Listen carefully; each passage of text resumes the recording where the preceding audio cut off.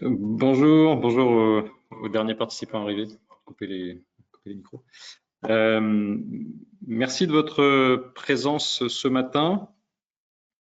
Alors, habituellement, dans ces cas-là, on fait un petit tour de table pour faire connaissance et on aurait pu passer quelques minutes à discuter pour échanger sur vos attentes vis-à-vis de cette matinale.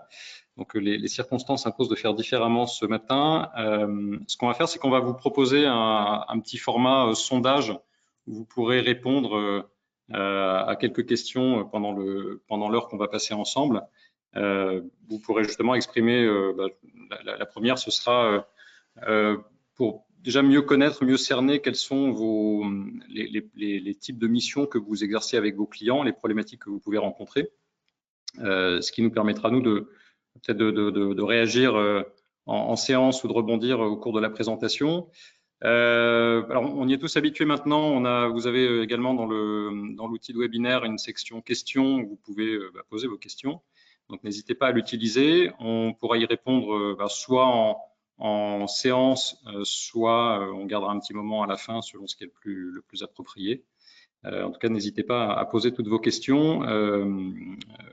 Voilà, si on souhaite qu'il y ait un petit peu d'interaction pendant cette présentation. Alors ce matin, nous sommes dans les locaux de l'INEST, dans les locaux de l'Ordre à Paris, dans le 9e. Je suis en présence donc de l'équipe de l'INEST, de l'accélérateur, qui est représentée par Thomas Roy, qui est à côté de moi, et Pascal Lemétayer, mon associé chez Eval-Tombise. Et on est très heureux de vous accueillir ce matin pour cette matinale. Ce qu'on va faire, c'est qu'on va vous présenter, alors peut-être que certains d'entre vous connaissent déjà Eval-Tombise. Vous avez peut-être participé, pour certains d'entre vous, au bêta-test qu'on a organisé dans le cadre du programme. Peut-être qu'on s'est déjà rencontré à d'autres occasions, aux UE, ou vous avez peut-être même déjà testé l'outil par vous-même. Alors pour celles et ceux qui ne connaissent pas, on va quand même refaire une présentation de l'outil. Ce sera aussi l'occasion de vous montrer, on va essayer de tourner la présentation autour d'un cas concret qui peut illustrer comment vous pourriez utiliser l'outil dans le cadre de vos missions au quotidien avec vos clients.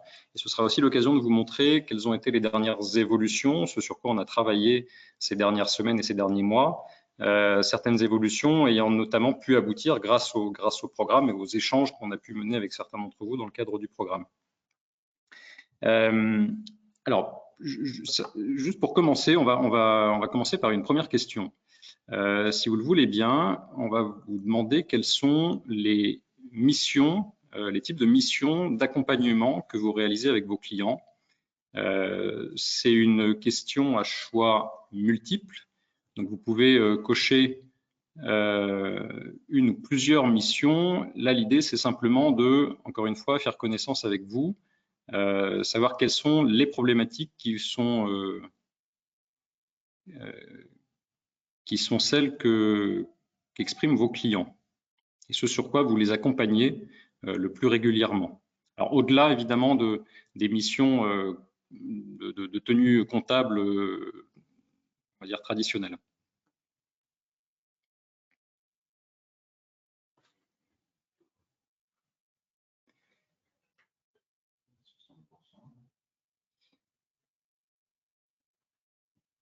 Alors, on laisse encore quelques secondes à ceux qui souhaitent voter. Alors, je vous rassure, hein, les votes sont complètement anonymes. C'est-à-dire que nous, on a juste le pourcentage de ceux d'entre vous qui ont voté pour telle ou telle catégorie, mais on n'a pas les noms.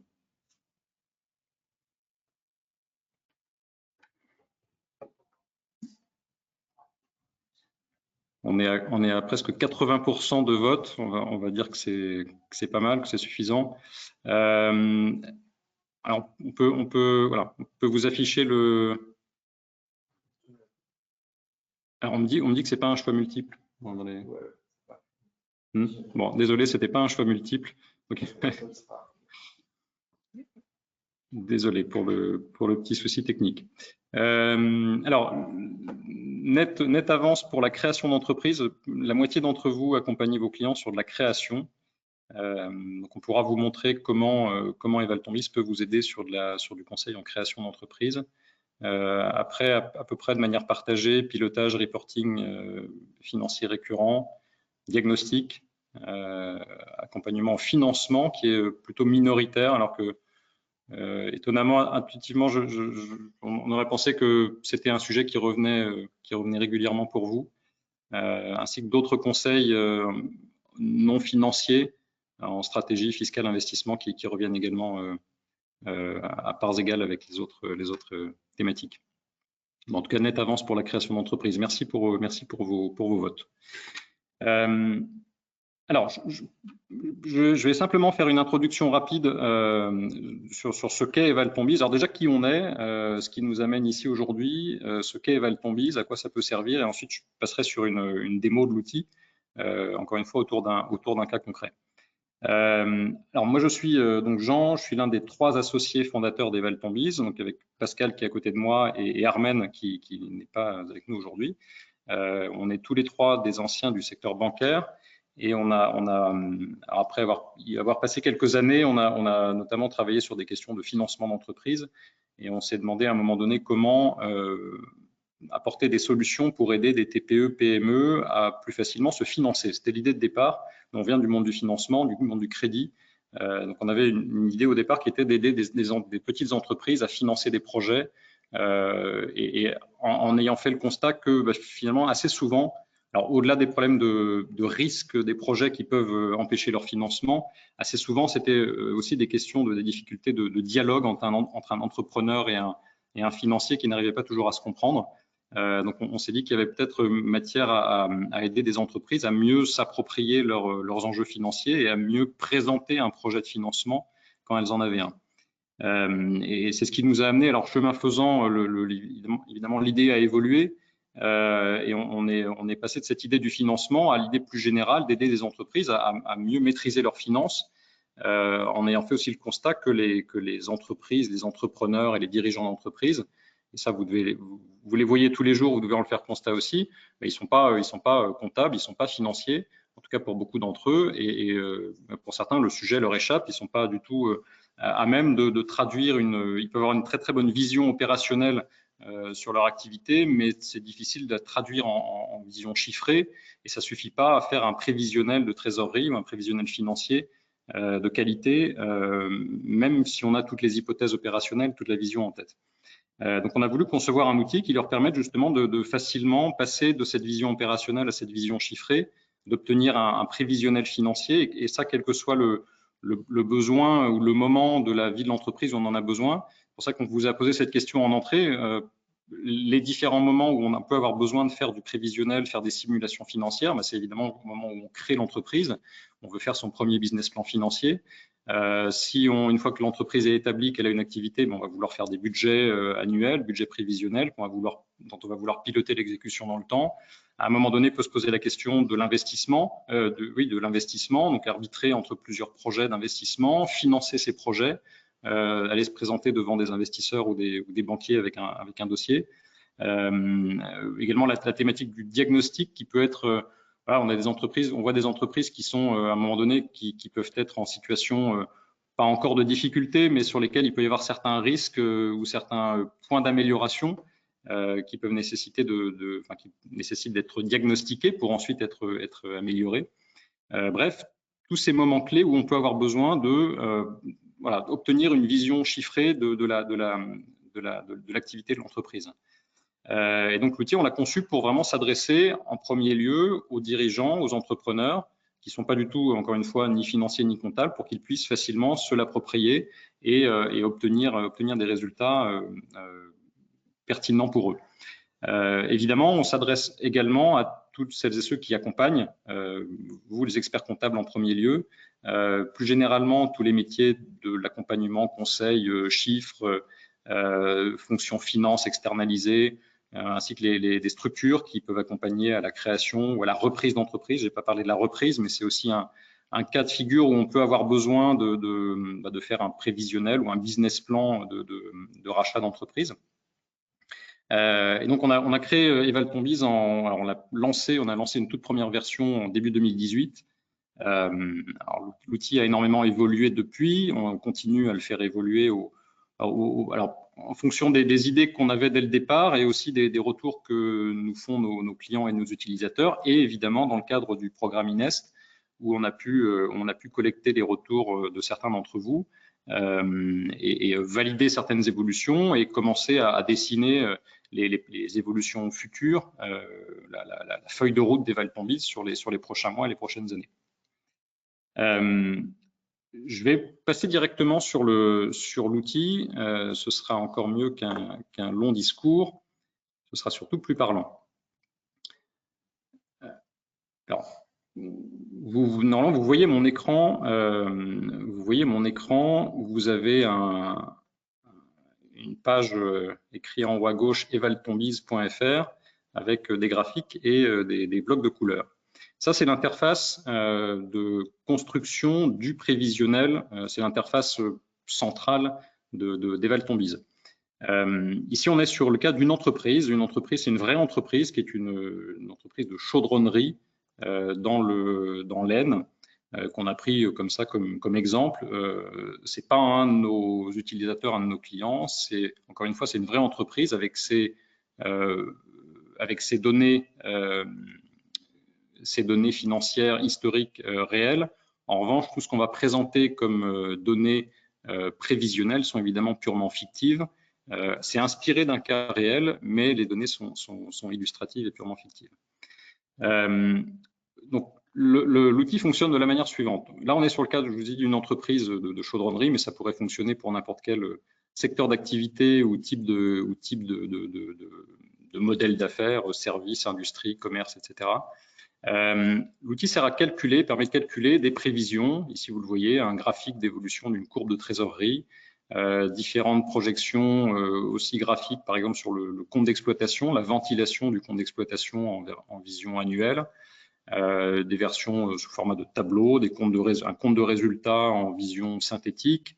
On peut en voir une version plus détaillée si on le souhaite. Un bilan projeté, des indicateurs de nature ici opérationnelle, les marges, le BFR, les délais de paiement, tout ce qui a trait au cycle d'exploitation, les indicateurs de nature plus financière, notamment des ratios d'endettement, capacité de remboursement, capacité de financement, les ratios de rentabilité. Ici, tout en bas, on a également un petit module qu'on appelle test crédit, qui, je vous ai dit que nous, on venait du monde du crédit, donc on a transposer finalement quels étaient les principaux ratios les plus couramment regardés par une banque traditionnelle quand il s'agit d'analyser un dossier de financement, en mettant un visuel simple à analyser, vert, orange, rouge. En clair, est-ce que mon projet est prêt? Est-ce qu'il est suffisamment mûr pour être présenté à un banquier ou pas? Après, ça, ces éléments, ce sont les éléments, les graphiques et les tableaux que je viens d'énumérer sont les éléments par défaut sur l'interface. On peut aller en chercher d'autres, vous le verrez tout à l'heure, pour compléter son espace de travail. Donc, toutes ces projections, là, à ce stade, elles sont simplement alimentées par l'historique de l'entreprise. Donc, on a la possibilité dans Evalton Biz d'utiliser l'historique de l'entreprise, l'historique financier au travers de ses liasses fiscales ou de ses FEC, fichiers d'écriture comptable, si on en dispose. Par défaut, on fait la tentative d'aller récupérer automatiquement les liasses fiscales de l'entreprise sur laquelle on travaille auprès du greffe. Donc, on est connecté sur les bases du RCS et automatiquement, donc sans aucune saisie, on rentre simplement le sirène, on récupère, encore une fois, quand ces liasses sont disponibles et ne sont pas confidentielles, on va récupérer le bilan et le compte de résultats, les bilans et les comptes de résultats passés sur les exercices précédents. Ici, on voit qu'on a des bilans 2018-2017 qui sont malheureusement confidentiels. Donc, c'est-à-dire que nous, on ne peut pas y accéder, personne ne le peut. En revanche, on s'est mis dans la place d'un utilisateur qui disposait, par exemple, si je suis le dirigeant de l'entreprise, je dispose de l'alias fiscal.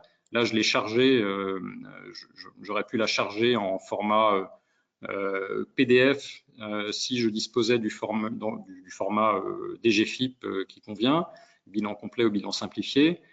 J'aurais pu également charger le FEC de l'exercice 2019 si j'en disposais. Là, j'avais ni l'un ni l'autre, comme encore une fois, c'est une entreprise exemple. J'ai chargé une liasse fiscale au format Excel. Donc, on a un template qui prend juste quelques minutes à compléter. Et ça nous permet de démarrer avec un compte de résultat et un bilan de référence pour l'année 2019 qui va être réutilisé dans les projections à partir de l'année 2020. Je reviendrai sur le chargement du FEC tout à l'heure. À partir de cette liasse fiscale, donc on va pouvoir, enfin de ce bilan et de ce compte de résultats de référence, on va pouvoir faire des projections sur les années futures en faisant dans un premier temps, par défaut, l'hypothèse que cette année 2019 se reconduit à l'identique sur les années futures. Donc, par exemple, si vous regardez ici le compte d'exploitation, vous voyez que les charges et les produits restent constants sur les années futures et grâce à cela, on fabrique une première projection, une première ébauche de projection. Évidemment, c'est une hypothèse qui est tout à fait discutable. Rien ne dit que les années précédentes vont se reproduire à l'identique. Donc, c'est là qu'on va pouvoir ajouter ses propres hypothèses d'évolution de l'activité pour les années futures. Donc, vous le voyez ici en haut à droite, vous avez des cases bleues qui correspondent chacune à une année du prévisionnel. Et on va pouvoir donc y ajouter des éléments qui font partie ici on a une sorte de catalogue d'hypothèses disponibles qui peuvent être des investissements, qui peuvent être des dépenses, charges ou décaissements. Donc on va y retrouver les principaux postes habituels, les approvisionnements, les coûts de personnel, les dépenses externes, les taxes, etc. La catégorie revenus, chiffre d'affaires et une catégorie financement, ressources financières. On va pouvoir modéliser une entrée de capitaux propres, de l'endettement, des subventions ou du crédit d'impôt. Ici, on a pour ajouter une hypothèse, imaginons que notre entreprise de chaudronnerie Hulin fait l'hypothèse qu'en 2021, elle va investir dans une nouvelle machine, un nouvel outil de production. Donc, on vient ici saisir le bloc investissement corporel. On le fait glisser en 2021 et on a simplement à saisir un montant, le montant de l'investissement envisagé, mettons 200 000 euros. Si c'est amortissable, on peut également le saisir ici. On peut saisir le mois auquel a lieu l'investissement et on enregistre et on a la mise à jour des projections. Alors ici, vous avez peut-être vu la courbe de trésorerie bouger. En tout cas, on voit nettement le décaissement qui intervient en janvier 2021. Et de la même manière, si on veut modéliser que il va peut-être falloir recruter pour faire tourner cette nouvelle machine, on vient saisir le bloc coût de personnel. On va pouvoir, alors à chaque fois, on peut donner un titre, on peut expliquer, donner un peu de texte autour des chiffres pour expliquer ce que signifie cette hypothèse. On va pouvoir ici indiquer qu'on va recruter des salariés deux salariés à 5 000 euros par mois en coût total pour l'entreprise et qu'on va les recruter en CDI. Donc l'hypothèse va s'appliquer de manière reconduite dans le temps. Voilà. Et si enfin on fait l'hypothèse que notre entreprise va, grâce à cette nouvelle machine, pouvoir commercialiser des nouvelles pièces, des nouveaux moules par exemple fabriqués grâce à cette machine, on va pouvoir venir ici saisir un bloc de vente de produits et là aussi on va pouvoir indiquer les quelques paramètres indispensables. Imaginons que ce soit des pièces vendues à 5 000 euros, qu'elles vont en vendre 10 par mois par exemple à partir du mois de juin 2021. Ça va s'appliquer aussi les années suivantes. On va pouvoir, sur des hypothèses de vente, paramétrer, accéder à d'autres types de paramètres. Imaginons que ce qui est tout à fait probable que les ventes ne soient pas, qu'il y ait une certaine saisonnalité sur l'année, c'est-à-dire que les ventes ne soient pas écues réparties sur toute l'année, ce qui est l'hypothèse par défaut. On va pouvoir le moduler ici. Donc créer son propre profil ce qu'on appelle profil de saisonnalité, donc en clair la répartition des ventes sur l'année, soit en pourcentage. Ici, on peut venir indiquer quels sont le pourcentage représenté par chaque mois sur le total des ventes annuelles. On peut aussi saisir des montants mois par mois. On peut aussi saisir des prix unitaires et des quantités vendues mois par mois, s'il y a des effets prix et des effets volume qui varient dans l'année. Voilà, le principe est d'avoir une représentation la plus fidèle possible des ventes prévisionnelles sur l'année. Également, on a d'autres paramètres qui sont assez classiques. Est-ce qu'on reçoit des acomptes à la commande? Est-ce que en combien de temps on livre, en combien de temps on est payé, est-ce que le taux de TVA du produit que l'on vend est spécifique. On peut également saisir un taux de marge brute qui derrière va permettre de calculer l'évolution prévisionnelle des stocks de matières premières consommées par ces produits. Bref, voilà. Vous l'avez compris, ici on a essayé de synthétiser en une seule fenêtre de saisie l'ensemble des éléments qui sont vraiment opérationnels. A priori, ceux que maîtrise le dirigeant de l'entreprise ou un opérationnel de l'entreprise qui sait combien de pièces il va vendre mois par mois, à quel prix, avec ses délais de livraison, de paiement, ses acomptes, etc. Et derrière, ensuite, l'outil va automatiser le calcul de toutes les prévisions du profil de trésorerie, compte de résultats, bilan et indicateurs prévisionnels à partir de ces éléments.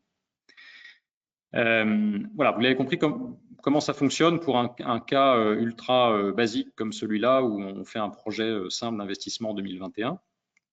Après, on peut aller plus loin.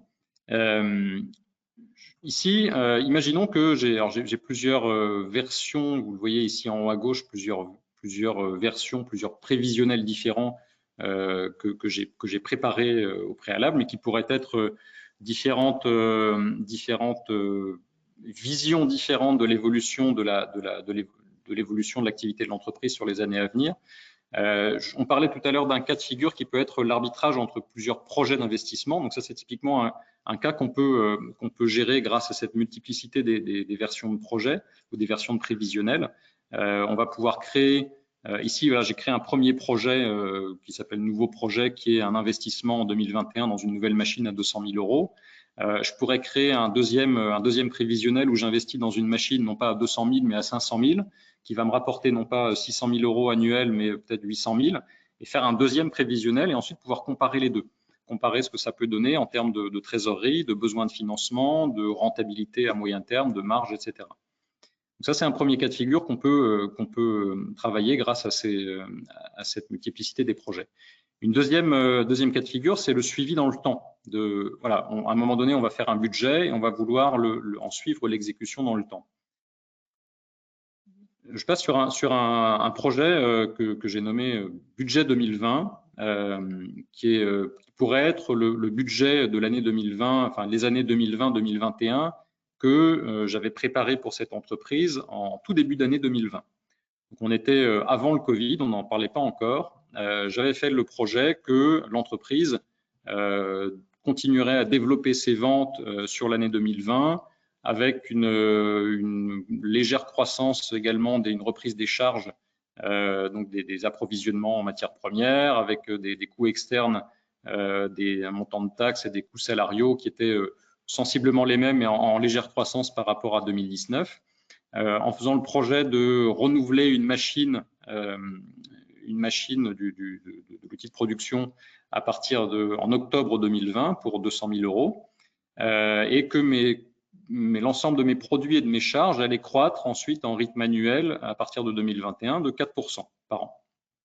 Ça, c'était mon projet de départ et voilà, ça me donnait, vu de début 2021, ça me donnait ce profil de trésorerie qui était plutôt confortablement positif. J'avais ici un point bas, au minimum, ça descendait à 60 000 euros en prévisionnel en octobre 2020. Voilà, ça me laissait la possibilité ça me laissait une marge de sécurité. Si on regarde comment se comportait mon compte de résultat, vous le voyez ici, j'avais un résultat qui était ici sensiblement le même en 2020 par rapport à 2019. Je vous ai dit légère croissance du chiffre d'affaires sur 2020, c'est plus 7%. Les charges qui augmentent sensiblement du même pourcentage. Bref, voilà, un budget classique que j'aurais pu faire en début d'année. Imaginons maintenant que les premiers mois, le premier semestre est passé. Je veux contrôler, vérifier où j'en suis à mi-2020 par rapport à mon budget. C'est là que je vais pouvoir utiliser le FEC de l'entreprise comme moyen d'importer le réalisé sur les premiers mois de l'année.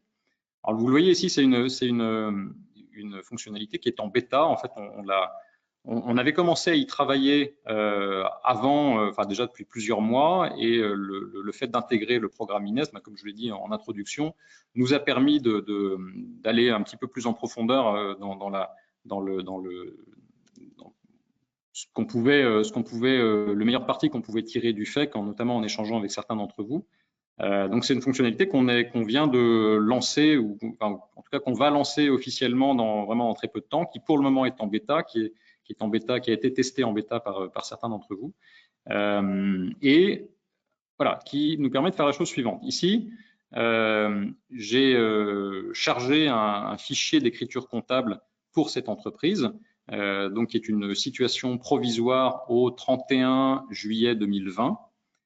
Donc je n'ai fait que charger le fichier texte dans l'outil. Si je sélectionne ce FEC, je vais pouvoir alors déjà simplement visualiser quels sont les chiffres, quel est le réalisé sur les produits, les charges d'exploitation sur les 7 premiers mois de l'année 2020. Ici, donc j'ai un récap de l'évolution mois par mois des montants inscrits dans le FEC. Pour le moment, c'est limité aux produits et aux charges d'exploitation, c'est-à-dire qu'on ne va pas encore récupérer les opérations de bilan, mais c'est pour bientôt. Et je vais pouvoir donc choisir quels sont les mois que je souhaite importer. Donc, imaginons, voilà, je sais que ma situation à fin juillet, elle est à peu près, elle est fiable. Je vais pouvoir importer donc l'ensemble des informations sur les 7 premiers mois de l'année. Ce que ça va faire, c'est que ça va tout simplement remplacer ce qui était du prévisionnel sur les 7 premiers mois de 2020 par du réalisé et me créer ici un nouveau prévisionnel sur lequel je vais retrouver, encore une fois, alors vous voyez des petites hypothèses ici qui sont taguées, étiquetées en orange, qui correspondent au réalisé du début d'année, plus le reste le résiduel du prévisionnel, si vous voulez, sur les 5 derniers mois de l'année. Donc, je retrouve ici toujours l'investissement que j'avais prévu en octobre, et je vais retrouver ici mes hypothèses 2021, telles que je les avais imaginées au départ. Ce nouveau projet, il va être comparé automatiquement à ma version initiale, qui était le budget 2020 que j'avais construit au départ. Et je vais donc avoir ici un comparatif mois par mois sur les produits d'exploitation, sur les charges d'exploitation, également une vision comparée de la trésorerie, du profil de trésorerie. Et donc, si je reviens ici par exemple sur les produits d'exploitation, si je me mets en vision non pas cumulée mais mensuelle, je vois que alors, vous avez le graphique représente ici pour chaque mois 2 barres. La barre de gauche qui est encadrée en violet, c'est mon réalisé. Et la barre de droite qui est encadrée en vert, c'est le budget que j'avais fait au départ. Donc ici, je peux comparer directement visuellement les deux et je vois que j'ai fait quasiment moins 60% sur mes ventes sur janvier, quasiment la même chose sur février, etc. etc. Et ensuite, je reprends simplement mes hypothèses prévisionnelles sur les 5 derniers mois de l'année. Ça fonctionne de la même manière pour les charges, où pour le coup, je vois que mes charges, certes, elles ont même été un petit peu supérieures à ce que j'avais imaginé dans mon budget sur les premiers mois de l'année. Et tout ça me donne en trésorerie un profil qui, comme on peut s'y attendre, la courbe vert pointillé, c'était mon budget. La courbe violet en très plein, c'est mon nouveau prévisionnel qui chute dangereusement dans le rouge. Et donc, je vois que si j'étais au mois d'août, je venais de charger mon FEC à fin juillet, je vois que j'ai déjà une trésorerie qui passe dans le rouge dès le mois de septembre et qui reste durablement dans le rouge ici jusqu'à fin 2021. À partir de là, ça va me permettre justement d'ajuster mon prévisionnel sur les derniers mois de l'année et peut-être de devoir en tirer des conséquences ou des mesures correctrices si nécessaire. Revenons sur le prévisionnel. Ici, on va poursuivre dans notre exemple cas d'école. Donc là, je vous ai dit que quand j'ai importé le FEC, ça a simplement remplacé du prévisionnel par du réalisé sur les 7 premiers mois de l'année, jusqu'à fin juillet. Eh bien, on va logiquement ajuster le prévisionnel sur les 5 derniers mois de l'année jusqu'à décembre, en se disant que peut-être que les chiffres qu'on avait prévus au départ, la crise Covid n'est pas terminée. Certes, la reprise est là, mais pas aussi forte qu'on l'avait prévu. Donc, on va faire un moins 5% sur les ventes prévisionnelles jusqu'à décembre. On va ajuster le montant des ventes. On sait qu'on va peut-être dépenser, renier un petit peu sur les coûts de fonctionnement là aussi d'ici la fin d'année. On fait un moins 10% sur les coûts externes. En revanche, tout le reste, les approvisionnements, les coûts de personnel, c'est des charges qui sont déjà engagées. Ça, on peut difficilement les réduire. Et on va pouvoir comme ça vérifier si, je vais remonter ici le graphique de trésorerie. On va pouvoir vérifier directement visuellement ce que ça donne en termes de prévision de trésorerie. Est-ce que c'est mieux ou au contraire, est-ce que c'est encore pire? Logiquement aussi, je peux me dire que le projet d'investissement que j'avais prévu en octobre 2020, vu la situation prévisionnelle de Trésor, je vais devoir le retarder. Donc, je vais le décaler ici simplement en 2021, comme ça, pour voir ce que ça donne. Bon, je vois que ma courbe de trésorerie, c'est mieux, mais c'est pas suffisant parce que j'ai encore un déficit à combler ici fin 2020. Ce que je vais faire aussi, c'est que les hypothèses de croissance de mon chiffre d'affaires 2021, je vais les décaler à 2022 parce que, a priori, en 2021, il se peut que la croissance ne soit pas celle qui était espérée au départ, ou en tout cas qu'elle soit avec un an de retard. Bref, vous le voyez, comme ça, je peux ajuster mon budget de départ pour tenir compte de ce que j'estime être la situation là sur les quelques derniers mois de 2020 et sur l'année 2021. Là, je vois que je suis dans une situation où il me reste un déficit de trésorerie à combler, donc je vais peut-être devoir faire appel à un prêt garanti par l'État. Ici, je vais pouvoir, vous l'aviez vu tout à l'heure, il y avait une catégorie financement, je vais pouvoir aller chercher une hypothèse d'emprunt financier long terme. Donc ça va me permettre de tester, de calibrer un besoin de financement que je pourrais aller solliciter auprès d'une banque, par exemple. Ici, ça peut être un prêt garanti par l'État, un PGE. La situation serait exactement la même si j'étais dans un simple projet de croissance de mon entreprise où je devais aller déposer une demande de crédit. Je peux utiliser l'hypothèse d'emprunt financier moyen-long terme. Ici, je vais l'appeler donc PGE. Je sais que j'avais un chiffre d'affaires d'environ un petit peu moins de 2 millions d'euros sur l'année 2019. Donc, ça veut dire que je pourrais aller au-delà de 500 000 euros en montant de PGE demandé. Mais je vais faire l'hypothèse, je vais voir ce que ça donnerait avec 400 000 euros amortis sur 2 ans avec donc un différé de 12 mois. Pour le moment, je ne touche pas aux autres paramètres et que je sollicite ce crédit à partir du mois de septembre. J'enregistre. Est-ce que c'est suffisant pour passer le cap en trésorerie? Oui, ça semble être le cas. Je retrouve ici une courbe de trésorerie positive sur les années 2021-2022. En revanche, je vois ici que ma courbe de trésorerie, elle continue de chuter en 2023. On va dire que ça me permet de passer les 2 prochaines années, mais la tendance n'est pas bonne à moyen terme. Et si j'allonge l'horizon de calcul du prévisionnel, j'avais fait un prévisionnel sur 4 ans, si je l'allonge sur 6 ans, je vois ici que j'ai une situation qui devient à nouveau un petit peu dangereuse, un petit peu serrée à l'horizon 2023. Alors évidemment 2023 c'est loin, mais c'est simplement pour illustrer la manière dont on peut utiliser l'outil pour recalibrer une stratégie de croissance, de recroissance à moyen terme.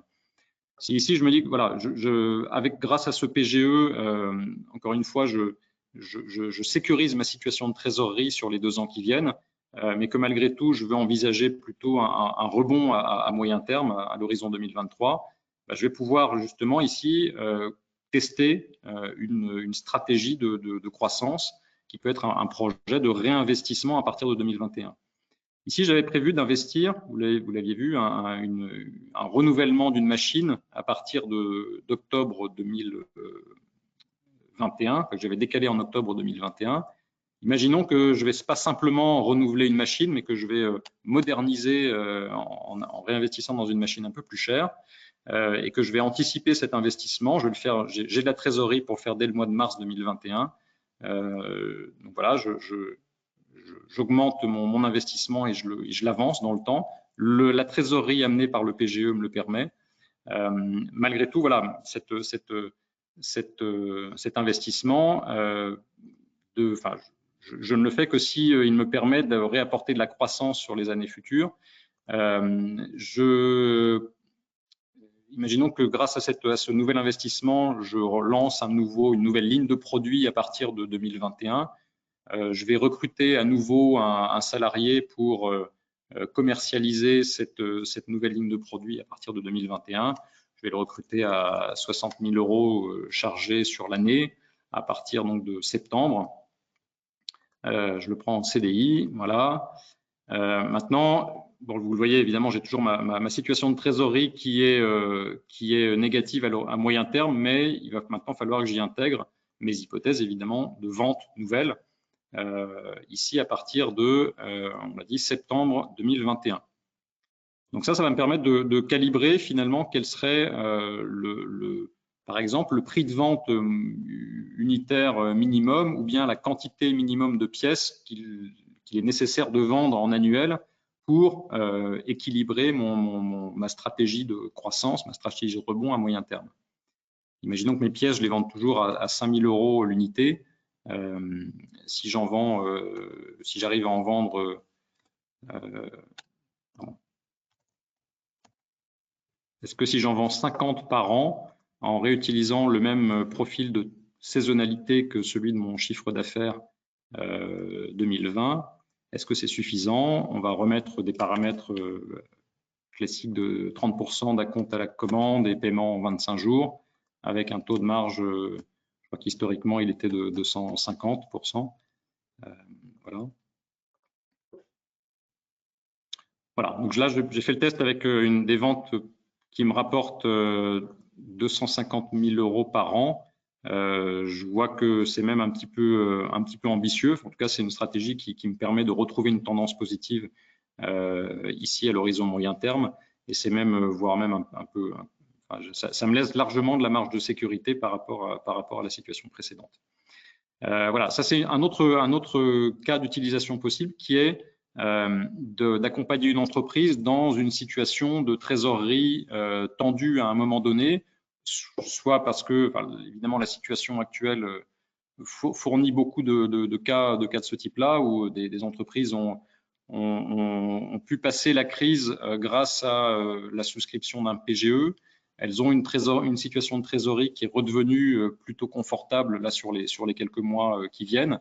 En revanche, la situation prévisionnelle de trésorerie, si on la projette à 1 an, 2 ans, quand il va falloir commencer et continuer à rembourser le PGE qui a été souscrit, eh ben, on se rend compte qu'elle n'est pas si confortable que ça et qu'il est nécessaire d'envisager une vraie stratégie de croissance du chiffre d'affaires à moyen terme si on veut éviter des difficultés à nouveau dans 1 an ou dans 18 mois.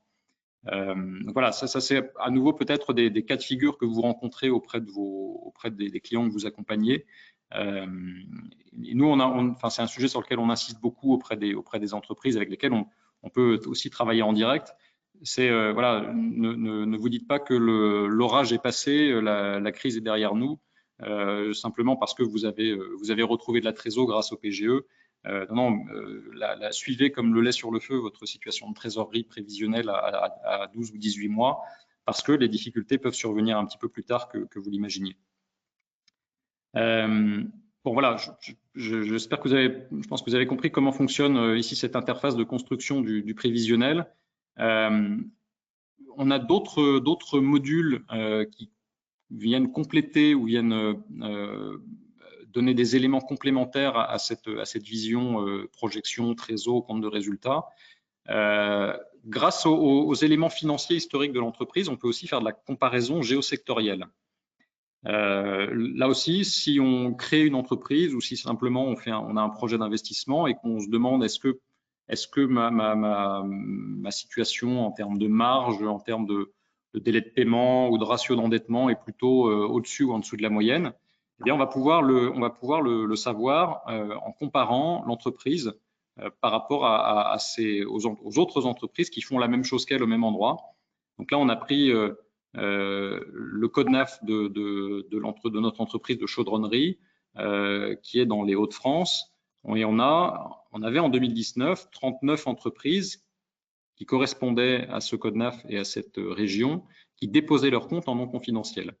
Donc, vous l'avez compris, nous, on a accès directement aux bases des états, des liasses fiscales historiques d'entreprises qui sont déposées en non confidentiel. Et grâce à ces éléments, on fabrique des agrégats de comparaison sur une trentaine de ratios et d'indicateurs. Donc là, vous le voyez à l'écran pour les marges, on le fait également pour un ensemble d'autres indicateurs, les délais de paiement, clients fournisseurs, des ratios financiers, capacité d'auto, la CAF, la capacité de remboursement, le ratio d'endettement, des ratios de BFR, la solvabilité, des ratios de renta, ainsi que des ratios de structure d'activité où on va comparer le poids relatif de certains postes du compte de résultat. Et à chaque fois, donc le principe, c'est de pouvoir positionner l'entreprise sur laquelle on travaille. Donc ici, notre entreprise de chaudronnerie qui avait une marge opérationnelle de 2,8% en 2019 par rapport à son marché. Donc on voit que la moyenne, qui est la courbe orange, était à 7,9 fin 2019, la moyenne de son marché. Donc on est sur une entreprise qui est un petit peu en deçà de ses concurrents, avec ici les zones de couleur qui correspondent au quartile du marché, donc les 25% les meilleurs, les 25% suivants, etc., jusqu'aux 25% les moins bons. Ça, c'est un outil qui va permettre, alors, soit de donner des points de repère quand on est en train de fabriquer un prévisionnel. En clair, est-ce que, par exemple, les marges opérationnelles que j'obtiens sont réalistes par rapport à mon marché ou pas? Est-ce qu'elles sont trop ambitieuses, trop agressives? Ainsi que quand on est en situation d'accompagner un client sur sa gestion ou sur, je reviens sur le sujet du diagnostic financier tout à l'heure, ça peut permettre de mettre en évidence certaines marges d'amélioration. Alors là, ce n'est pas forcément le cas sur notre entreprise ici de chaudronnerie, mais ça peut arriver souvent qu'on ait des délais de paiement client, on se rend compte qu'on encaisse beaucoup plus long que la moyenne du marché. Donc on sait qu'il y a peut-être une source d'optimisation de trésor sur la gestion du poste client. De la même manière sur les délais de paiement fournisseurs. Alors là, typiquement, dans le cas d'une entreprise qui paye beaucoup plus rapidement que ses concurrents, peut-être que les pratiques de son marché lui permettraient de rallonger un peu ses paiements dans la limite du raisonnable pour faire face à une situation ponctuelle de situation de trésorerie tendue. Un autre module complémentaire qui est un module de simulation.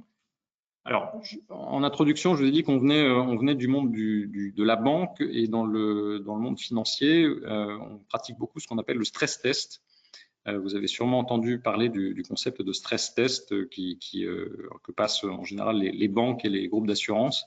L'idée étant de tester au travers de différents scénarios ce qui pourrait mal se passer dans l'activité et quelles sont les marges de manœuvre qu'on a pour réagir face à des situations difficiles, à des situations dégradées. On a transposé ce concept du stress test à la TPE-PME en proposant un module qui permet de rapidement, en 3 clics, chiffrer l'impact d'un scénario, par exemple un scénario de crise de son secteur d'activité sur les 2 années qui viennent, et voir ce que ça donnerait, par exemple, donc si mon chiffre d'affaires baisse de 10% en 2021-2022, mes coûts d'approvisionnement augmentent, mes coûts externes, mes coûts de prestat augmentent, ou mes délais de paiement s'allongent, et qu'est-ce qui se passe surtout si tous ces effets-là se produisent en même temps? Parce qu'on peut très bien être capable de faire face à un moment donné à une baisse du chiffre d'affaires conjoncturel, à un moment donné à une hausse des coûts d'approvisionnement, si on s'appuie sur des matières premières dont les cours sont plutôt volatiles.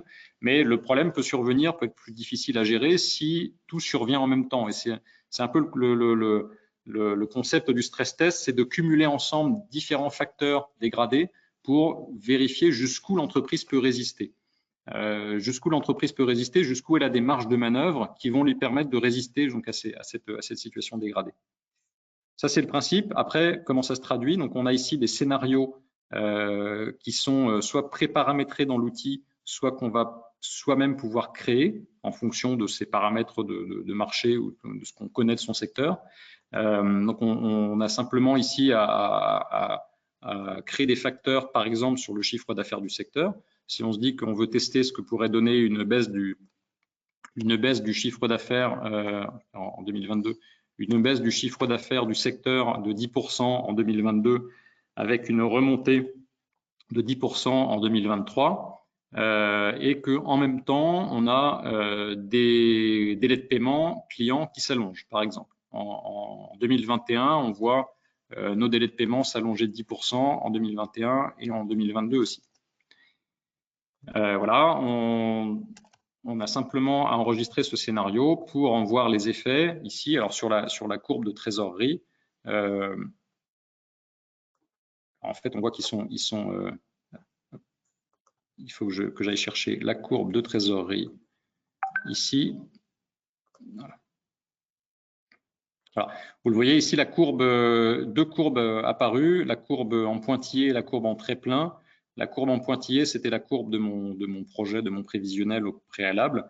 La courbe en trait plein, c'est la courbe après application de ce scénario. Donc, je vois que si mon scénario test s'appliquait, c'est-à-dire si je perdais 10% de mon chiffre d'affaires en 2022 avec des délais de paiement qui se sont allongés, je retrouverais une situation de trésorerie tendue ici à l'horizon fin 2022, mais ça passe. Voilà, je suis juste en trésorerie, proche de zéro, mais je suis pas dans le rouge. Donc voilà, de la même manière, on peut tester, on peut concevoir autant de scénarios qu'on le souhaite, les assembler ensemble, cumuler des facteurs. Le but étant notamment si on doit aller présenter un projet de financement, c'est d'être capable de présenter non pas une seule vision de son prévisionnel, mais plusieurs. Une vision centrale qui correspond évidemment à ce en quoi on croit, mais aussi des scénarios alternatifs, des scénarios possiblement dégradés, qui montrent à minima aux financiers qu'on s'est posé les bonnes questions, qu'on a fait ce travail de challenger ces hypothèses, de réfléchir où sont ces zones de risque ou les zones de fragilité de son activité, qu'est-ce qui peut mal se passer et comment je réagis dans chacune de ces situations. Enfin, donc l'outil permet aussi de faciliter ce que je disais à l'instant, la communication auprès d'un partenaire, par exemple d'une banque ou d'un investisseur. On va pouvoir ici en extraire un dossier de synthèse qui va reprendre tous les éléments à la fois descriptifs et chiffrés sur le projet qu'on a réalisé. Donc la description de l'entreprise, ici on peut ajouter autant de commentaires et de textes qu'on le souhaite, la description du projet qu'on a présenté, chacune des hypothèses, alors soit le réalisé ici qu'on a chargé via le FEC, soit les hypothèses prévisionnelles qu'on a prévues sur le reste de l'année, ainsi que sur les années suivantes. Voilà. On va retrouver également les différentes simulations qu'on a conçues. On va retrouver ce visuel vert, orange, rouge sur donc, le prévisionnel de départ qu'on a construit, plus les simulations scénarios qu'on a enregistrées. Alors ici, on le voit typiquement, on est sur un projet où il y a quand même beaucoup de orange et de rouge, donc ça veut dire qu'il faudrait encore retravailler les choses de manière un peu plus raffiné que je l'ai fait là avant d'aller voir un financier. Et enfin, donc tous les éléments, tableaux, chiffrés, graphiques qu'on a obtenus. Ça, on peut personnaliser le rapport, on peut en choisir les sections. Alors évidemment, les éléments graphiques et tableaux qu'on veut présenter ou pas. Ici, on va retrouver le catalogue de tout ce qu'on peut garder dans le rapport, choisir les sections qu'on va ajouter dans le rapport, personnaliser la page de couverture, ajouter un logo si on le souhaite. On peut également ajouter un exec summary. Ici, voilà, si on a un champ texte libre où on peut écrire, on peut ajouter des photos, des images, des tableaux si on le souhaite. Et voilà, et ça c'est exportable en PDF de l'appli et c'est un rapport qui est prêt à être présenté à des partenaires. Voilà, j'ai fait un tour rapide, mais à peu près complet de ce qu'on peut faire avec l'outil. Ici, vous avez dû le voir sur la gauche, il y a également ce module FEC qui est toujours en bêta, donc qui va permettre un petit peu de faire ce que je vous ai montré tout à l'heure pour importer les réalisés, mais là dans une vision plutôt analytique, c'est-à-dire de faire vraiment le de pouvoir zoomer sur certains postes des produits ou des charges, enfin, du compte du résultat d'exploitation qui sont contenus dans le FEC qu'on a chargé. Donc par exemple ici, si je veux zoomer sur les 177 000 € de charges externes que j'ai à fin juillet, je peux aller regarder, vraiment j'ai un listing opération par opération où je peux aller rechercher des opérations ou simplement avoir une vision globale de qu'est-ce qui constitue qu'est-ce qui sont les postes les plus marquants sur mes 177 000 €. Après, si je veux simplement, par exemple, voir quels sont ce qui m'a coûté plus de 2 000 € sur mes 7 premiers mois, voire même 5 000 €. Voilà, je peux facilement comme ça aller chercher des opérations. Alors par leur libellé, là évidemment on a tout anonymisé, mais on peut aller également rechercher certaines opérations par leur nom si on s'y intéresse. Après, ça va aussi permettre d'avoir simplement une vision plutôt analytique, mais graphique sur le réalisé sur les 7 premiers mois de l'année. Et on va retrouver ici les éléments les modules de comparaison. Si on veut comparer donc, notre vision ici FEC par rapport à un projet qu'on avait pu créer par ailleurs, à un prévisionnel qu'on avait pu créer par ailleurs. Donc ici, par exemple, je vais pouvoir recomparer mon FEC par rapport à mon budget 2020 et je vais retrouver cette vision mois par mois comparative sur les principaux postes de produits et charges d'exploitation. Voilà, quand vous êtes… alors, Eval Tombiz, on le propose sous différentes formules d'accès. Je vous l'ai dit, on le propose à la fois à des entreprises et des entrepreneurs en direct. Donc, on a des formules qui permettent de faire un dossier d'entreprise, de faire un prévisionnel sur une seule entreprise, donc qui peut être un prévisionnel de création, de budget, d'investissement, de financement, et des formules d'accès qui sont plutôt destinées à l'accompagnement, où on va utiliser Eval Tombiz comme vraiment une plateforme collaborative, c'est-à-dire dans laquelle on va pouvoir, en tant que conseiller expert, inviter son client sur l'appli. En clair, ce que ça veut dire, c'est si je reprends ici un exemple concret, imaginons que moi je suis non pas le dirigeant, mais que je suis l'expert qui accompagne la chaudronnerie Hulin. J'ai commencé ici à créer un prévisionnel, à créer un dossier sur la chaudronnerie. Ici, vous avez un tableau qui reprend, vous voyez, il y a plusieurs lignes qui correspondent à des entreprises qui pourraient être mes clients ou bien des prévisionnels sur lesquels j'ai travaillé par le passé.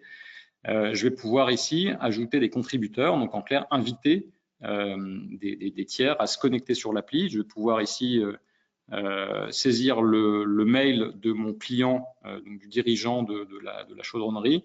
Il va recevoir un lien, ça va lui créer son compte automatiquement sur l'application et il va pouvoir se connecter directement sous mon abonnement. Donc c'est moi qui l'invite, j'ai mon invité sur l'appli et il va recevoir donc il va pouvoir se connecter donc exactement à la même interface de construction de son prévisionnel que celle que je vous ai présentée.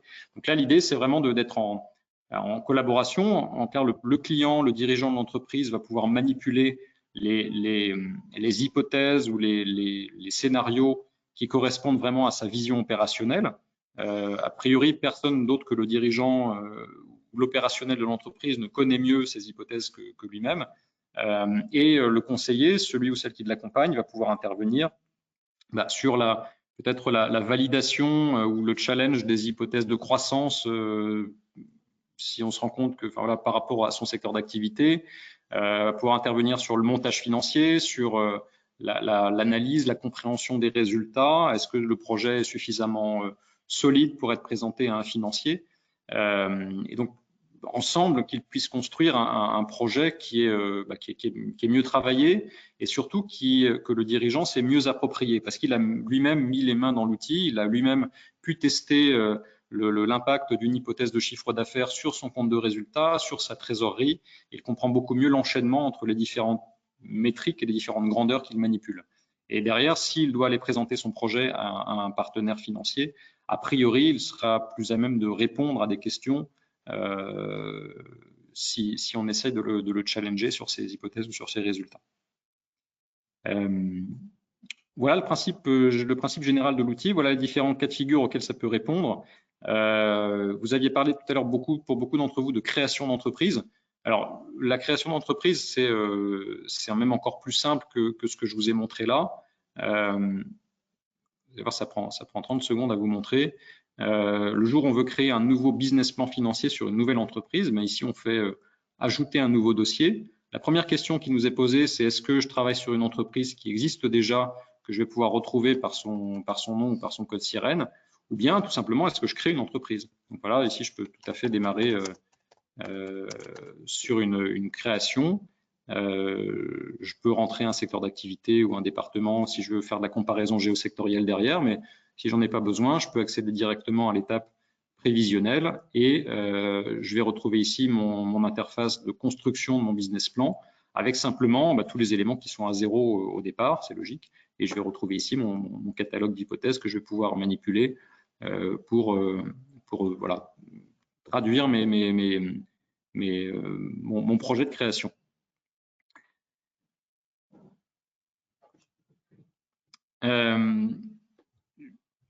De mon côté, je pense avoir fait le tour de la démo. Si vous avez des questions, n'hésitez pas à les poser via l'interface, via le chat. Alors, utilisation pour évaluer la valeur d'une entreprise. Pour le moment, on ne le fait pas. On ne le fait pas en lecture directe. Je vais vous expliquer pourquoi. On a tous les éléments pour le faire. Alors, on a tous les éléments pour le faire, par exemple, en actualisation de cash flow, par exemple, pour le faire en multiples d'EBITDA ou de REX. Je ne vous l'ai pas montré, mais on peut également, si on charge une liasse fiscale historique, on va pouvoir faire des retraitements pour transformer une vision liasse fiscale comptable en une vision économique de l'entreprise. C'est ce que font notamment beaucoup des repreneurs qui, au moment de racheter, veulent avoir non pas la vision compta finance, mais avoir vraiment la vision économique de la situation de l'entreprise qu'ils envisagent de racheter. Donc, on peut faire des retraitements de la liasse fiscale, par exemple, pour rebalancer certains postes, certaines charges, certaines dépenses, et donc à obtenir un REX ou un EBITDA économique sur lequel on va pouvoir appliquer des multiples. Malgré tout, on ne le fait pas en automatique parce que, en fait, la valo d'entreprise, c'est une question que tout le monde se pose. Tout le monde cherche le Graal, l'outil parfait on clique sur un bouton et ça nous donne la valo d'une entreprise. Et en fait, on sait que c'est pas si simple que ça. Et on ne veut pas mettre entre les mains, par exemple, d'un dirigeant ou d'un repreneur une valeur qui pourrait l'induire en erreur dans sa négo ou dans son évaluation, sachant que selon le secteur d'activité auquel on s'intéresse, selon le business model, selon la maturité de l'entreprise, on ne va pas utiliser, vous le savez, les mêmes méthodes. Le DCF ou les multiples, ça marche pour certains cas de figure. Pour d'autres, on va plutôt utiliser des barèmes d'évaluation de fonds de commerce. Enfin, bref, nous, on serait capable de proposer seulement 2 méthodes parmi l'ensemble des possibles. Et on estime que ce n'est pas forcément suffisant pour donner vraiment une vision globale de la valeur d'une entreprise. Néanmoins, la question nous est quand même régulièrement posée, donc peut-être qu'on va proposer un module d'estimation, d'indication basé sur du DCF ou sur du multiple, mais à destination uniquement justement des profils accompagnement, conseil, qui sont capables d'analyser la pertinence de la valeur de l'estimation qu'on calcule et de l'utiliser ou pas avec un client. On peut très bien se dire que voilà, finalement pour vous, pour votre secteur, c'est pas du DCF, c'est pas du multiple qu'il faut regarder, c'est plutôt une vision patrimoniale ou une vision barème de fonds de commerce qui s'adapte. Et ça, pour le coup, nous on n'a pas ces données de marché transactionnelles sur des rachats, des cessions qui pourraient venir compléter cette vision. Oui, au moins les agrégats du DCF, oui, c'est ça. C'est fournir les éléments pour permettre derrière de calculer une valo. Encore une fois, voilà, on y pense très fort parce que voilà, la question revient souvent et si elle revient souvent, ça veut dire qu'il y a un besoin, il faut qu'on y réponde. C'est pas encore accessible maintenant, mais on va essayer de proposer quelque chose bientôt.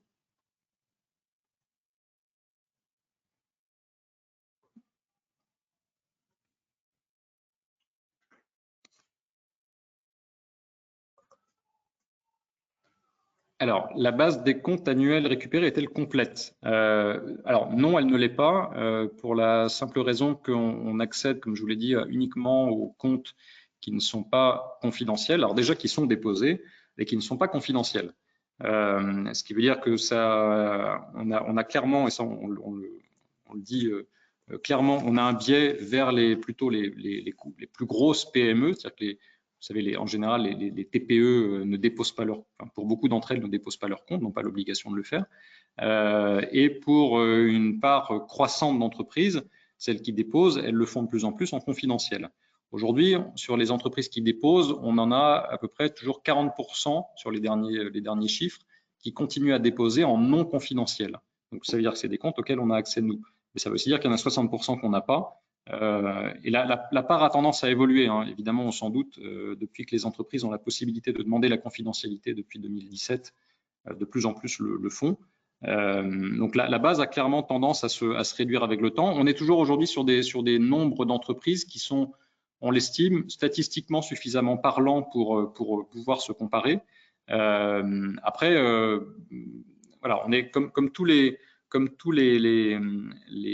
outils ou les prestataires qui s'appuient sur des bases de données financières d'entreprise, on a une base qui peut avoir tendance à se réduire un petit peu et qui est un petit peu, encore une fois, biaisée sur les gros chiffres d'affaires.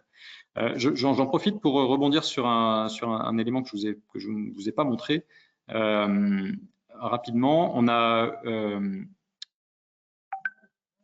a à partir de cette base de données d'entreprise, on a aussi la possibilité, là tout à l'heure je vous ai montré la comparaison géosectorielle d'une entreprise qui était l'entreprise sur laquelle on travaillait, et ici en fait on peut aussi aller chercher, afficher des métriques de marché sur n'importe quel secteur d'activité ou n'importe quelle zone géographique à laquelle on peut s'intéresser.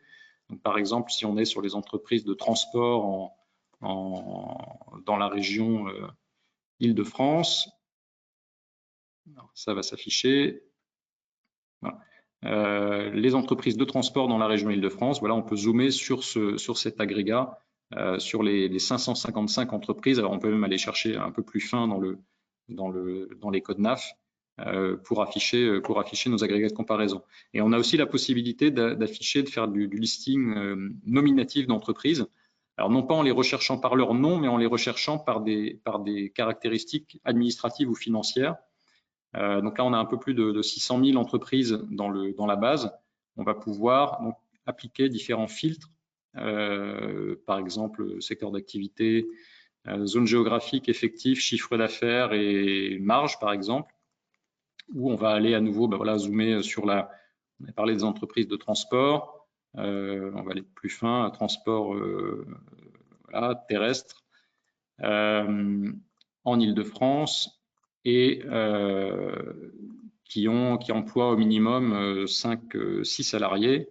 Voilà, et on peut aller ensuite zoomer sur des tranches de chiffre d'affaires, au moins entre 100 000 et 5 millions d'euros avec une marge opérationnelle positive. Voilà, ça va nous donner les entreprises. Donc on en a 946 qui correspondent à ce filtre. On peut restreindre ensuite. Et surtout, on peut aller, on a les noms des entreprises et on a leurs caractéristiques, leurs indicateurs financiers auxquels on peut accéder. Donc, par exemple, si on s'intéresse à leur ratio d'endettement, on peut ensuite aller trier à nouveau par chiffre d'affaires, faire des filtres sur les ratios d'endettement. Et si on identifie des entreprises qui sont alors ça peut servir dans plusieurs cas de figure, hein. Si je suis par exemple repreneur d'entreprise, que je veux savoir quel est le profil financier d'entreprise que j'imagine des cibles de rachat, je peux aller ensuite ouvrir un prévisionnel, faire des simulations sur l'entreprise que j'ai identifiée, ou simplement si j'accompagne une entreprise, que je veux lui présenter des profils financiers d'entreprise qui sont comparables à elle, qui exercent dans le même secteur ou dans la même région, là aussi je peux faire des simulations sur des entreprises concurrentes sur la base des comptes qu'elles ont déposés.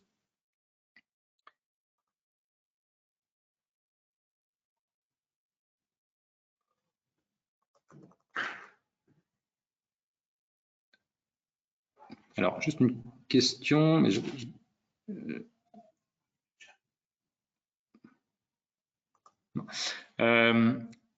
alors, on a également,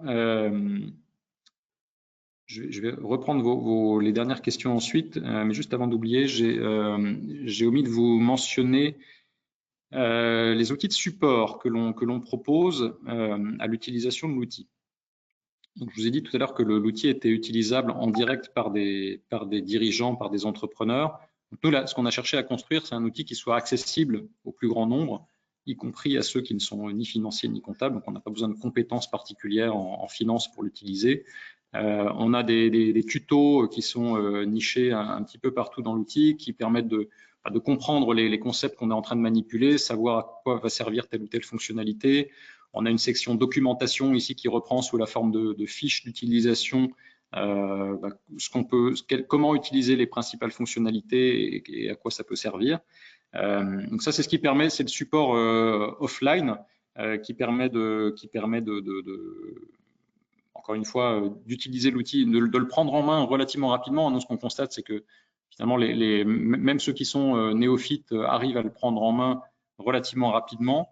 Mais pour les cas où ils ont des questions, et ça peut arriver aussi, on a un support en ligne, donc on a un petit chat ici en bas à droite de l'outil, de l'interface de l'écran que vous voyez, où on peut poser toute question sur l'utilisation de l'outil.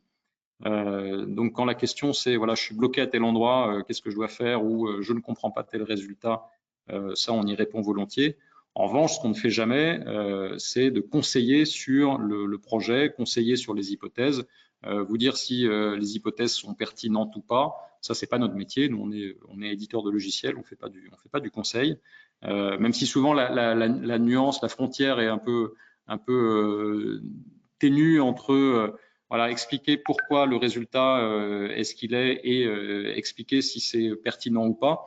Mais néanmoins, nous, voilà, on essaye de mettre une limite assez claire à ne pas accompagner nos clients sur l'analyse ou la validation de leur projet. Ça, on laisse le soin à ceux qui les accompagnent de le faire. Donc, quand la question nous est posée, ça peut arriver, hein, est-ce que mon prévisionnel est bon? Je dois aller voir mon banquier la semaine prochaine. Dites-moi si c'est bon ou pas. Dites-moi si je vais avoir mon crédit.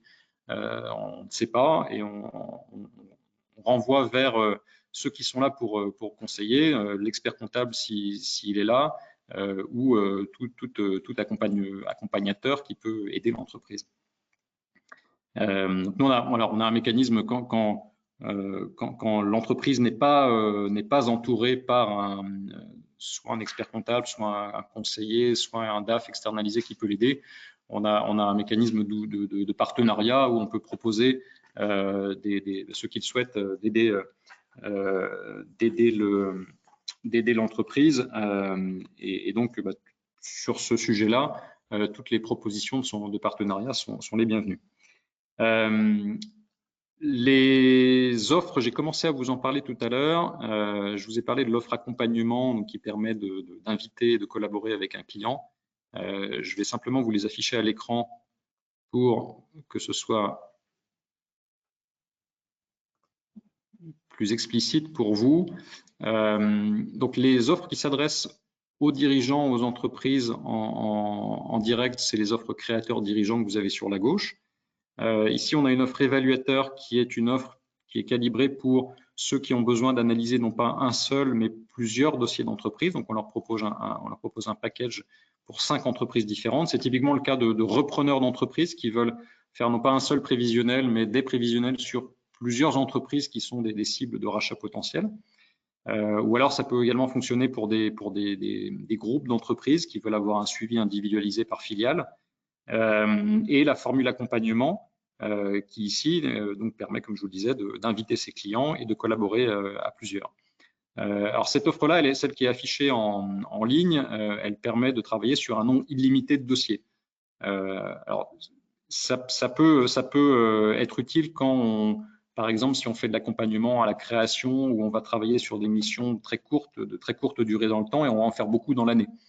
En revanche, si on a plutôt un fonctionnement où on va accompagner quelques PME dans l'année, mais on ne va pas faire forcément des gros volumes et on va le faire sur des missions de durée au moins sur plusieurs mois, on ne peut pas avoir 50 clients de front en même temps. Donc, on propose des offres accompagnateurs en nombre de dossiers limités qui ne sont pas affichés en ligne, mais qui sont tout à fait accessibles, qui permettent par exemple de faire de l'accompagnement sur 5 dossiers ou sur 10 dossiers à des prix qui sont évidemment inférieurs à 189 par mois si ça vous intéresse, évidemment, on peut vous les communiquer. On peut vous les communiquer après la séance. Je vois qu'il y avait certaines questions qui étaient arrivées entre-temps et je n'avais pas répondu.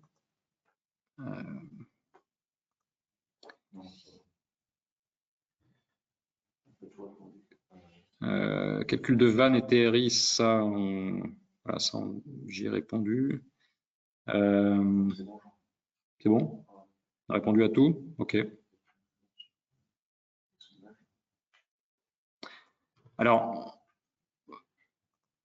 si vous avez encore quelques instants, on va vous proposer de répondre à quelques questions complémentaires.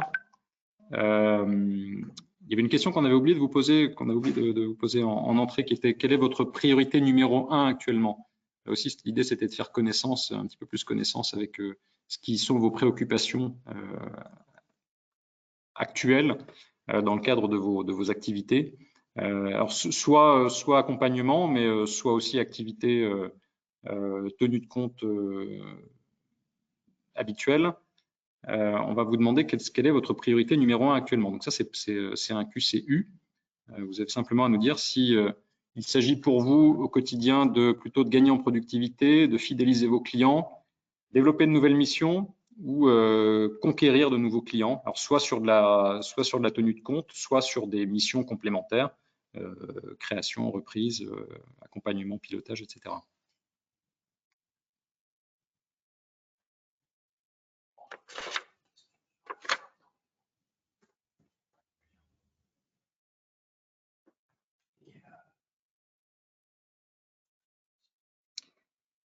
Alors, entre-temps, on a une question qui nous est venue sur l'engagement dans le temps, le temps que vous puissiez voter. Alors, on a de l'engagement, on a du avec ou sans engagement. On essaie de proposer des offres qui correspondent vraiment alors déjà au profil, aux besoins d'utilisation qu'on en a donc via les différents profils, créateurs, dirigeants, etc. Mais aussi avec une flexibilité à l'usage. Si on en a besoin que ponctuellement, on peut s'abonner juste pour un mois. Alors, donc c'est pas du paiement à la consommation, c'est l'unité minimale, c'est le mois, mais on peut très bien payer juste un mois si on a besoin d'accompagner un client sur un mois, ou plus généralement prendre un abonnement mensuel si on n'a pas forcément de vision sur la durée sur laquelle on va ou la récurrence de l'utilisation qu'on va en avoir. Donc là, les offres qui sont, chacune des offres qui sont affichées là, que vous avez à l'écran, sont accessibles soit en mensuel, soit en annuel. En mensuel, les prix qui sont affichés en bleu, là, sont des prix en prépaiement annuel. Pardon, vous avez le sondage qui est en cours. Bon, on va conclure le sondage. Voilà, hop. Je reprends. Donc, par rapport aux durées d'engagement, sur les 4 offres les 4 formules qui sont à l'écran, à chaque fois, vous avez la possibilité d'y souscrire soit en mensuel, soit en annuel. Et les prix qui sont en bleu sont les prix avec prépaiement annuel. Après, les prix qui sont sans engagement, donc en paiement annuel qu'on peut interrompre à tout moment. Vous voyez par exemple pour une offre dirigeant, ça passe de 15 à 24 €. Et donc pour prendre l'exemple des créateurs, effectivement, on a le plus souvent sur des créations des clients qui viennent sur 1 mois, 2 mois, 3 mois, le temps de faire leur prévisionnel, leur business plan financier, mais ils n'en ont pas forcément besoin sur plus longtemps, donc ils sont très satisfaits d'avoir un engagement limité dans le temps. En revanche, un dirigeant qui va y revenir plus régulièrement pour faire du suivi budgétaire, lui va avoir tout intérêt à prendre de l'engagement annuel. Pour l'accompagnement, c'est la même chose. Si, comme je le disais, si vous avez un besoin qui est très ponctuel, un client qui vous demande à un moment donné, ou quelques clients qui vous demandent à un moment donné, ou alors si vous créez une offre d'accompagnement sur, par exemple, de la création d'entreprise, vous pouvez ne pas avoir la visibilité sur voilà, est-ce que je vais avoir besoin de l'outil toute l'année ou pas, auquel cas une offre sans engagement mensuel peut très bien convenir, sachant qu'il y a une incitation économique à passer sur du prépaiement annuel comme vous l'imaginez. Et donc cet engagement mensuel ou annuel est aussi valable sur les formules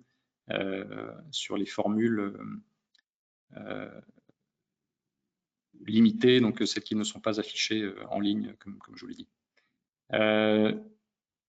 Alors, juste conclusion sur le sondage qu'on vient de fermer, si je fais partager, vous voyez que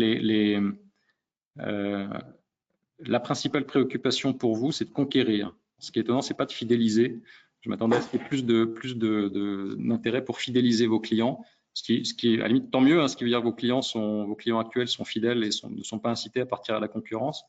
Donc la conquête de nouveaux clients, développer de nouvelles missions, et là aussi, de manière surprenante, assez peu en gain de productivité. Ce qu'on entend beaucoup, hein, en tout cas nous, le feedback qu'on a déjà eu de certains, peut-être de certains d'entre vous, en tout cas des échanges qu'on a eu avec des confrères, c'est que le développement de nouvelles missions, c'est tentant, on a envie d'y aller, mais parfois on est pris par le temps, tout simplement, le quotidien, les échéances fiscales, sociales, et que malgré tout, même s'il y a une grande part de la production comptable qui a tendance à s'automatiser grâce aux nouvelles applis, aux nouveaux outils, c'est pas encore suffisant aujourd'hui pour dégager suffisamment de temps, dégager suffisamment de ressources, dégager suffisamment de productivité pour réallouer ces ressources à du conseil. Mais bon, en tout cas, c'est plutôt une bonne nouvelle pour nous si vous êtes une majorité à vouloir développer de nouvelles missions et à conquérir de nouveaux clients. Nous, on est convaincus que être capable de proposer aujourd'hui vraiment des offres complémentaires à la tenue de compte, c'est stratégique pour aller chercher des nouveaux clients. Nous-mêmes, hein, je vous donne un exemple, c'est du vécu. On est une jeune entreprise, donc comme tout le monde, on a dû choisir à un moment donné un cabinet d'expertise comptable pour nous accompagner. Et ben on est allé vers le cabinet qui proposait non seulement de la compta, mais qui était capable de proposer aussi du pilotage, des situations intermédiaires et d'avoir vraiment nous proposer une vision proactive et pas seulement je suis un peu dans la caricature, mais le bilan 4 mois après l'arrêté. En tout cas, pour nous, c'était important. On baigne dedans toute la journée, donc on comprend l'intérêt que ça peut avoir pour nous. Mais voilà, on est convaincu que pour de plus en plus d'entreprises, en tout cas, ça devient un facteur de choix au moment de choisir son cabinet. Simplement, pour encore 2 questions, ça va être facile. Est-ce que vous avez déjà utilisé Evaltombise? Simplement pour savoir si on s'est déjà vu ou pas. Et ensuite, on vous demandera si vous avez apprécié et si ça vous intéresse. Alors, je me tourne vers Thomas pour celles et ceux d'entre vous qui seraient intéressés. Est-ce qu'on a les coordonnées des personnes qui posent des questions ou qui sont inscrites ou pas? Ouais. Si vous nous dites via le chat ou via les questions que vous êtes intéressés, on pourra revenir vers vous.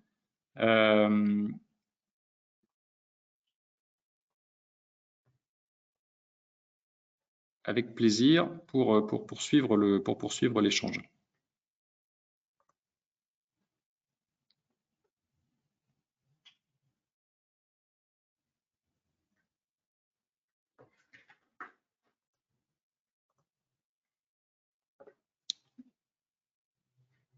Et également, comme l'un d'entre vous l'a fait, si vous voulez directement nous envoyer votre email via le chat, ce sera encore plus simple. Bon, très bien. Une majorité qui ne connaissait pas du tout Evaltombise. Donc, ravi de vous l'avoir fait connaître. Question suivante. Qu'avez-vous, donc là, ça devrait être du QCM normalement. Qu'avez-vous apprécié dans la présentation? Là aussi, si vous voulez nous faire part de commentaires ou de questions via le chat ou via les questions, n'hésitez pas.